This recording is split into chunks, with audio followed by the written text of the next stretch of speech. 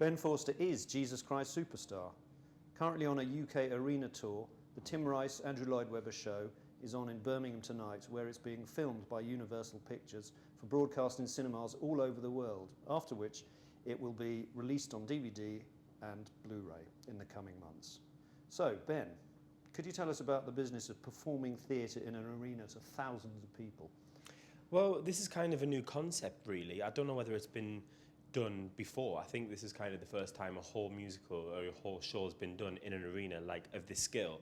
I know that they did some concert versions of like Les Miserables and Phantom and stuff, but to actually do the full production is new. So I think we're kind of breaking a few boundaries there. And it feels kind of amazing. It's kind of the stuff you dream of when you're 12 in front of your mirror singing along. You know, it's kind of what you dream of doing, you know, performing and singing and acting, but to thousands of people, you know, literally like 20,000 people at some point. So it's probably the most exciting thing that you can do as a performer, I think. Could you put your finger on the difference in your style of performance that comes about as a result of performing to so many people as opposed to in a regular theatre? Well, we're very lucky with Lawrence Connor's direction. We're quite lucky with the way the set's been built. There's a huge big screen at the back, and a lot of the stuff that we do is filmed and relayed back to the audience. So in that respect, I don't have to necessarily think that I've got to perform to the back of the room. Actually, I'm kind of performing for a theatre-sized audience, everyone that can see me within eyesight, and then, you know, the cameras are picking up everything. So in a way, I'm kind of bringing my performance down a little bit because it's all on a huge big screen at the back. So in that way, it's kind of like doing TV, which makes it different. Are you aware of that screen behind you when you're performing? No. I was at the very beginning. In rehearsals, I was aware that it was going to be there. And in the first few dress rehearsals, I was kind of aware. And now it just kind of becomes second nature. Actually, I'm just in the story. I'm just in the scenes that I'm supposed to be in. And actually, I'm not very aware of anything that's going around me apart from my conversations and actions. Could we go right back to the moment you first heard Jesus Christ Superstar, and maybe you tell us a bit about what this musical means to you? I mean, it means a massive amount. For me, I heard this first when my auntie gave me a tape. And I played it in my bedroom and was sitting there as some crazy little 12-year-old in my room, crying my eyes out to Gethsemane, thinking, how can that song have been written, you know, and how can it mean so much? And I totally got it. As a 12-year-old, I totally got the concept of what that was. And it's one of those songs I've been listening to and aspiring to sing, you know, even when I remember going to one of my first days of stage school, when they said, what song do you want to sing for your exam? I was like, Gethsemane, and going back to my room and singing Gethsemane in the YMCA where I lived in London, and just crying my eyes out. I've not been able to ever sing that song without crying my eyes out, so it means a lot to me, you know. And when I heard about the show coming on and the audition process and stuff, I knew that it was something I needed to do, because I've really, as corny as it sounds, dreamt about doing it for the whole of my life. Andrew Lloyd Webber says that you give one of the best performances ever of that song, and he also says that it's an extremely difficult song to sing. Do you find it difficult? It is. I think the Gethsemane as a song is probably one of the hardest songs ever written for a male voice, just because it uses so much of the range and so much emotion, and you know, you have to emote so much into the acting of that, because it's a pretty serious conversation you're having. If ever there was a serious conversation, it would be the conversation between Jesus and God. It's quite epic. So, you know, you've got to put everything you can into that, and vocally and technically, it's probably the most difficult thing I'll ever have to do. And yet, in terms of the emoting, you say there's no acting required. No, I mean, you know, it comes from a true place, you know, but obviously I have to be aware that I need to get the right bits across at certain times. If I just let myself go, I would be a mess. I wouldn't even be able to sing. Who is the Jesus in this show? I think Jesus in this production is a human. I really wanted to play him as, you know, as a human while he was living, and I think, you know, humans make a lot of mistakes. Humans can be hot-tempered. Humans can be human. I didn't want to play him as this kind of messiah, sort of graceful energy that doesn't do anything wrong. I think, you know, he probably did, you know, do a few things that were pretty human. He fell in love with a woman, and he got sidetracked, and he did a lot of human things, and that's why he questions God in Gethsemane. So I think he's part of me. He's part of what people voted for.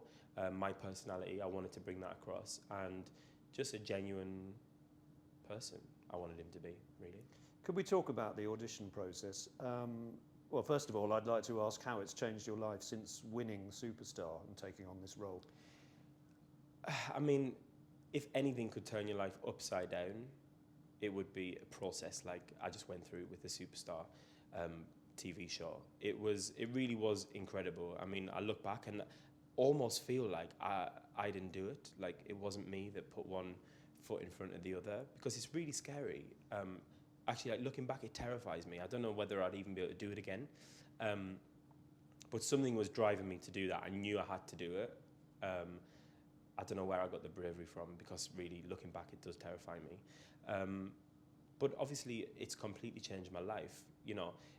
What it's done is highlighted what I had before. And actually, as an actor and a singer and an entertainer, the hardest thing is just to get people to realize what you can do, and people to invest in what you can do. And as soon as you've got a little light on you where people go, oh yeah, that person's good, and then they watch you with those eyes, actually I've been able to do what I can do for the last 15 years. But yeah, I mean, I had some degrees of success. I've had a good, successful career before, but since this production and since the TV show, obviously it's highlighted what I can do to more people, which is just brilliant. Your role in Jesus Christ Superstar was thanks to the public's votes. So do you think this type of audition is here to stay? And if so, what are the benefits? I don't know whether it's here to stay. I don't want to put that comment out there, but I know for me that it was a massively positive experience. It was definitely a risk. I looked upon that as a risk before, because as I said, I've had a career for the last 15 years, and to kind of take that step and not know what the production was going to be like, or not know what the TV show was going to be portrayed like, that's a massive risk. But it's one of those opportunities that you've got to take. And actually, there's so many positives when you look at that, because I don't know for sure whether or not I would have been seen and taken seriously for the role of Jesus at this point in my career if it hadn't been for the TV show. So in that respect, I think it's great. I've been trying and working hard and saving money, and my parents remortgaged the house to send me to stage school, to get to this point. And that has, like, as I said, highlighted it to a lot of people. So in that respect, for me, the TV show was a blessing, and I hope that it happens for a lot of other people. But I understand why they come up against criticism as well. But I think there's a massive benefit for it. Another 10 guys all got highlighted too. The spotlight's on their faces as well. I won, but the other people in the competition are all working. There's already, 2 people are in this production. There's a few people I've heard are about to take big roles in the West End. So it can't be a bad thing. It highlights talent, and it doesn't matter where you cross over, whether it's, you're an actress or you're an actor in theatre or in musical theatre or on TV, or you're a radio DJ or wherever. We're in the entertainment industry, and if we can cross over and make it one industry instead of all these separate industries within the industry, we shouldn't come against that problem of people thinking that it's the wrong thing to do. Actually, we should just celebrate that there's 200 people working here on an arena tour, making lots of money for our industry, and it created something which has employed a lot of people, and it's a brilliant thing. Let's talk about the other casting in the show. As you say, there's a stand-up comedian, there's a pop superstar, and there's a Radio 1 DJ on stage with you. Could you talk a bit about working with these very diverse talents, all of whom are relatively new to musical theatre? Yeah, very diverse. It is a really interesting casting, and I think it's complete genius, if I'm honest. I think Andrew's done it before in the past, and I think he's done it again. I think he does have the ability to be able to go, this person will be good, this person will be good. Obviously, Mel was nominated for an Olivia a few years ago, so she's really built her career up into a successful musical theatre actress. And I really respect her. I mean, her work ethic, her personality here within the company, it's just spot on. She's brilliant, and I know why she's a superstar. I know why, you know, she's so respected and so loved, because she's brilliant. Tim is such an interesting person to work with. For me, playing opposite him, it's challenged me, it's challenged my thought, and I couldn't have asked for a better Judas to play opposite, because he's so what I would respond to as a person, so that makes my job a lot easier.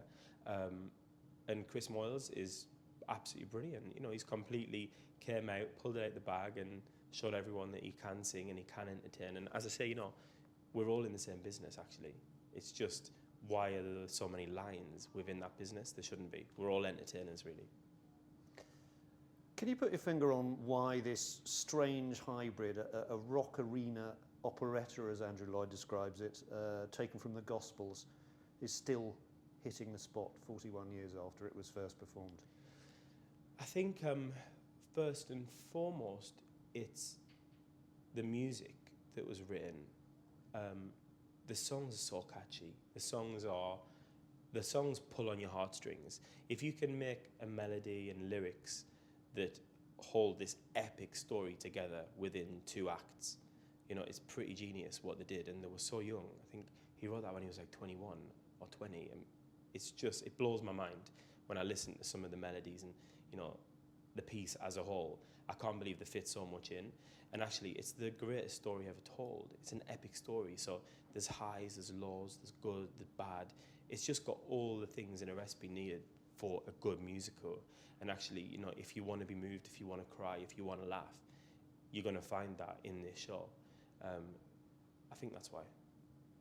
And then, of course, it's being performed not only in arenas up and down the UK, but it's going to be filmed and broadcast in cinemas all over the world, which is, I imagine, quite a weird thought for you as the star. It is quite a weird thought. I mean, I never expected that to happen. Obviously, we've opened to some really rave reviews, and I think the show's been kind of hailed as a triumph, which is brilliant, because it means we've all, you know, put all the work in and it's paid off. And I'm absolutely thrilled and so excited that people all over the world, you know, can go to a cinema and see this piece of work, because I'm so proud in it, and I'm so in love with what Lawrence did as a director and with everyone's performance and the ensemble as a whole.